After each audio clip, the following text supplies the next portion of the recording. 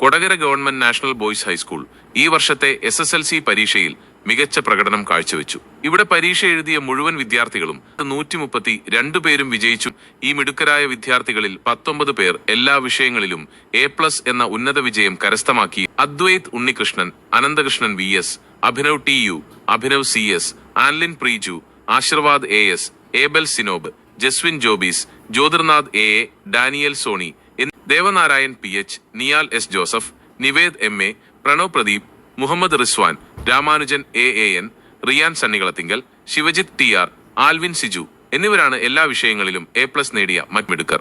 ഈ ഉജ്ജ്വല വിജയം നേടിയ മുഴുവൻ വിദ്യാർത്ഥികൾക്കും കൊടകരിയം ചാനലിന്റെ പ്രത്യേക അഭിനന്ദനങ്ങൾ. നിങ്ങളുടെ കഠിനാധ്വാനത്തിനും മികച്ച പ്രകടനത്തിനും ഞങ്ങളുടെ പ്രശംസ.